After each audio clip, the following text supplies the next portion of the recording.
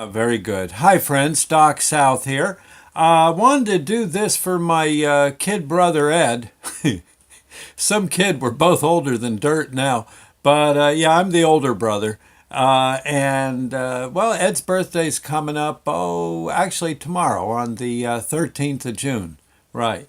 Let's get started. It's a neat little story. Actually, some of you may have read this before, but I don't think I've ever actually done a video on it. So, for Ed's birthday, Ed, happy birthday. Here we go. It's called My Kid Brother Ed. My kid brother Ed is getting pretty old, I guess. I hate to think what that makes me. We're both getting our free membership into the Older Than Dirt Club. At least we're not in the dirt yet, and that's a plus. So far, every day we've woke up breathing. That always calls for a smile, as you might guess. Well, heck, we go back a long way. I knew something was up when Mom got this big belly. She gave me the lowdown, saying how I'd soon have a kid brother. That was fine with me. I asked Mom when I'd be able to play with him. She said how, well, he wouldn't be quite ready to play with right off the bat. Still, he'd be fun to have around, and there'd be lots of ways for me to help her and Dick to show Ed the ropes. My father's name was Dick. That's what I called him. That was his name as far as I was concerned. You see, he was a traveling salesman when I went from infant to toddler. He spent a lot of time on the road. I sat with Mom and the other grown-up friends and relatives when they'd have their bull sessions, and when they spoke of my father, they used his regular name, Dick. No one ever called him Dad, so I didn't either. Actually, I think my father sort of liked the arrangement. He called me Mike. so, or Mock the Sock, as I recall. Yeah. So one night I was sound asleep when my bedroom light flashed on. My granddad walked into the room. He was smiling. Granddad told me to get dressed. He said that I was going to be going over to his house to visit with him and Grandma. That sounded okay to me. Their house was cool. He sure didn't have to ask me twice. I started to get into my clothes. The bedroom door was open, and I could sort of see into the hallway. Everyone was up and throwing on their clothes, except for Mom. She was in her bathrobe. My father was stumbling around the bedroom. Every now and then, Mom would clutch her belly and go, "Oh!" Then my father would tie his shoes even faster. Dick was holding Mom by the shoulders as they walked slowly by me in the hallway. Mom blew me a kiss and another, "Oh!" They both patted me on the head and said something about how my brother would be here soon. I was supposed to be a big boy and go with Granddad, and I'd be able to see my new brother in a day or two. With that, they went out the front door and down the apartment building steps, thanking my granddad. Dick hollered one more time for me to be a big boy, and, well, he'd see me soon. Big boy, schmig boy. Man, I started crying my eyes out. Granddad waved goodbye to my folks and then squatted down next to me. We had a heart-to-heart. He said how moms were supposed to go to the hospital to have babies. It's better that way, he said, and he told me how I wouldn't like the hospital because, well, there's nowhere to play with and the food's no good. He figured I'd want to have some real fun over at his and Grandma's house, and then he hit me with the real zinger. You know, he said, there's a White Castle on the way over to my house. I'm hungry. How about you? He told me how it's open all through the night and we could sit there and watch for night trains. The Jersey Central and B&O lines ran right by the place. Yeah, my tears vanished and off we went. We each had 4 sliders. 2 freights pulled by steam locomotives passed as we munched. I woke up the next day in my Uncle Don's room. He had twin beds in his room. I could hear him snoring in his bed and up against the far wall there, and I hopped out of my bed and ran over and pounced on him. Well, yeah, we wrestled a bit. I can hear him still. "Charlie, what are you doing here? Go easy on me, kid. I got a hangover, something awful." His nickname for me was Charlie. He always said I was like that Jackie Gleason character, Charlie Bratton, the loudmouth. As soon as I heard that his head hurt from a hangover, I hollered as loud as I could in his ear, "Wake up! Mom's having a baby!" Yeah, Uncle Don groaned and said how he remembered hearing something to that effect last night, and Then he tucked the pillow over his head and said something about how he hoped the new kid would maybe be a little quieter. He told me that he heard breakfast was ready, so I ran out the door and slammed it real hard just to be rotten and ran down the steps. Oh, boy. Oddly enough, breakfast was ready. Grandma was making toast and bacon. The shredded wheat was already in the bowl. Milk was in the little milk door to the left of the kitchen sink down near the floor. The milkman had just dropped it off. The milk door was the coolest thing ever. It was a small hole in the wall with a door on the inside and another on the outside. The milkman would bring the milk to the house. He'd open the outside door, stick in the milk, then he'd close the door and go on his way. Later in the kitchen, Grandma would open the inside door and snag the milk. And when there was no milk or empty bottles in the hatch, well, us kids would forget about the back door and use the milk door to come in or go out. Granddad once tried it, but well, he got stuck. That's another story. Yeah, while I was eating my shredded wheat, the phone rang. Grandma ran for it. It was my father on the other end. Mom was doing fine. She had a baby boy. Grandma never hollered much at all, but boy, she was hollering now. Whooping it up might be a better word for it. She hollered to Granddad and half the block. "It's a boy! They're naming him Ed! He's being named after you! His name is Ed!" she was saying to Granddad. They were both dancing around the kitchen. I went back to my shredded wheat.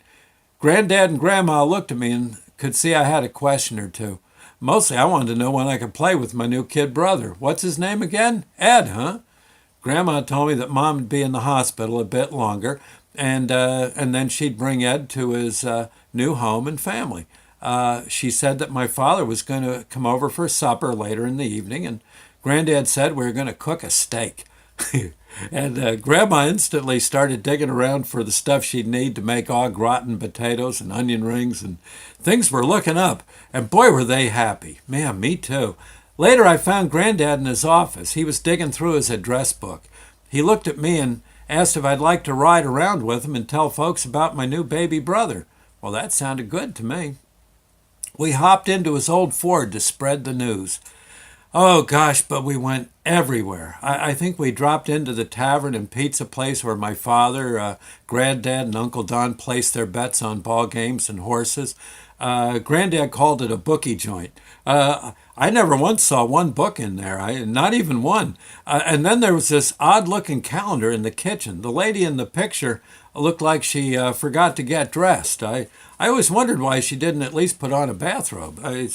When Granddad hollered out the good news, it was pizza all around with beer for the grown-ups and a soda for me. Yeah, huh? This is getting the kid brother stuff was starting to show promise. Pauline, the cook, asked me to come help her in the kitchen with making the pizzas. Of course, I was happy to help. I was always helping Pauline. We piled on the pepperoni and sausages. She even let me stick one of the pies in the oven. I looked over towards the door where the calendar hung. The side with the lady on it was turned to the wall. Gee. After pizzas, Granddad and I went to the old neighborhood Mine Hill near Dover, New Jersey to spread some more good news. We stopped at the McCoys. They were old neighbors of my folks and me, and, well, Granddad let me break the news. It was fun to see Mrs. McCoy laughing and clapping. I was kind of laughing and clapping, too. I stuck out my chest and said how proud I was and happy, too. Soon she and Granddad were talking details as I walked around the driveway looking for my old friend Jackie. He must have been over in Jimmy Deegan's backyard. I kind of stretched my neck out to look down the street. Suddenly, Mrs. McCoy and Granddad stopped talking. I looked back at them. They were both looking kind of serious. Worse than that, they were looking at me. Granddad called me over. I walked over. Mrs. McCoy asked me to turn around. She was like my second mom, so I didn't think it at all odd that she and Granddad lifted my T-shirt off my back. Maybe I had a bug on my neck, so I stood still.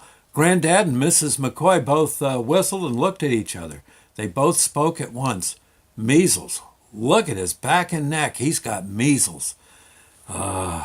We went right back to Granddad's house. Grandma, who was a nurse during World War I, was waiting. I guess you could say it was sort of my first trip to an ER. Grandma already had Uncle Don's room converted into a sick room. There were blankets over the windows to shut out the harmful rays of light. Measles patients had to be kept in the dark back then. Maybe they still do. I don't know. I really didn't feel sick, so at least I got to eat some of the steak dinner they were having downstairs.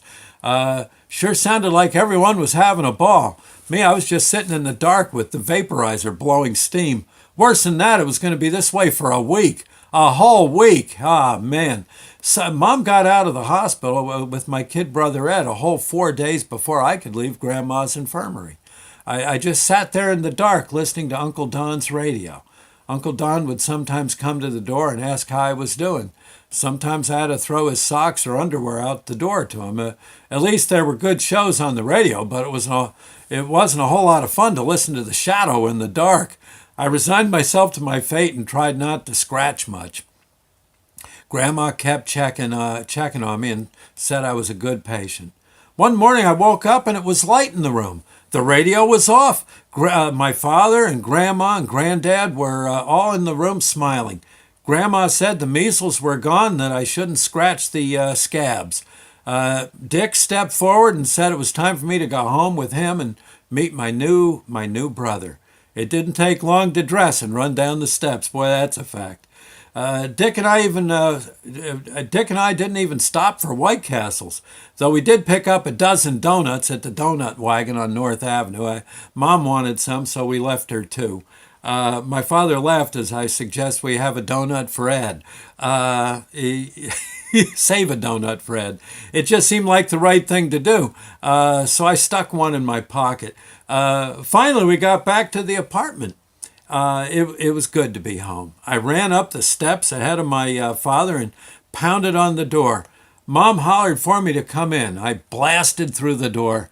Yeah. There in the living room was this white wicker tiny bed. It looked like a big picnic basket with legs on, with wheels.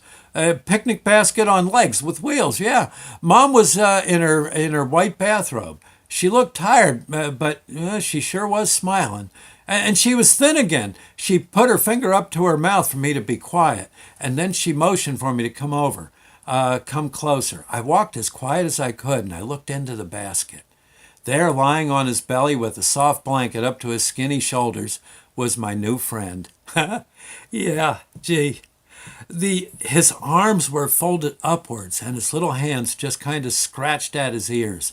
Mom and I could see if, Mom said I should see if I can get him to hold my pinky. I told Mom that I had just had measles. Mom said I was better now, so it would be okay. So I just put my hand right near Ed's hand. Darned if he didn't grab my pinky.